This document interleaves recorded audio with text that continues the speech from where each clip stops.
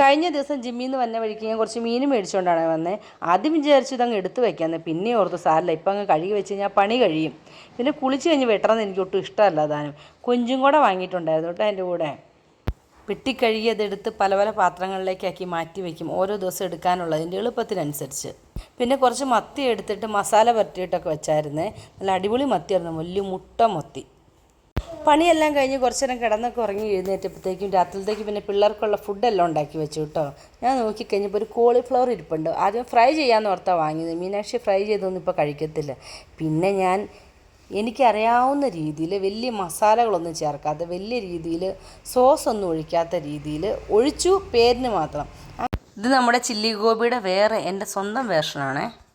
കൂടെ ഒരു കോഫിയും കൂടെ ഇട്ട് കൊടുത്തിട്ട് ഞങ്ങൾ രഞ്ജിത്തിനെ വിളിക്കാൻ പോണതാണ് ഈ കാണുന്നത്. ഓരോ പ്രാവശ്യം ഇങ്ങനെ പോയിട്ട് വരുമ്പോൾ ശിവാനി വലിയ ലിസ്റ്റ് കൊടുത്തുവിടും. ഈ പ്രാവശ്യം കൊടുത്തിട്ടേക്കണത് അവൾക്ക് കട്ടറും ഇറേസറൊക്കെ വേണമെന്നും പറഞ്ഞുകൊണ്ട് കുറേ പറഞ്ഞു വിട്ടിട്ടുണ്ടായിരുന്നു. ഇത് രഞ്ജിത്തിന് ആരോ ഗിഫ്റ്റ് കൊടുത്തത്, ഞാൻ പേര് മറന്നുപോയി. എന്നോട് എടുത്തോളാൻ പറഞ്ഞു, എനിക്ക് വായിക്കാൻ തന്നോട്ട്. ഇതെല്ലാം സമയം കിട്ടില്ല, ഇനി വായിക്കണം.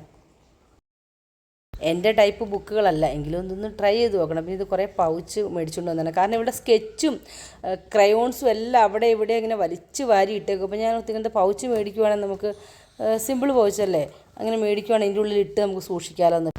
പിന്നെ എനിക്കൊരു കട്ടിംഗ് ബോർഡ് മേടിച്ചുകൊണ്ട് വന്നേ. ഈ കാണുന്ന എല്ലാം കളിപ്പാട്ടമല്ല കേട്ടോ, കട്ടറും ഇറേസറും ഒക്കെയാണേ. അതുപോലെ ഇത് കണ്ട ഈ മുയിലൻകുട്ടിയുടെ അത് നമുക്ക് മായ്ക്കാൻ തോന്നത്തില്ല. അത് ശരിയാ, മായ്ക്കാൻ തോന്നില്ല. പക്ഷേ 2 ദിവസം കൊണ്ട് അതിൻ്റെ ചെവിയൊക്കെ ഒടിച്ചു കളഞ്ഞു.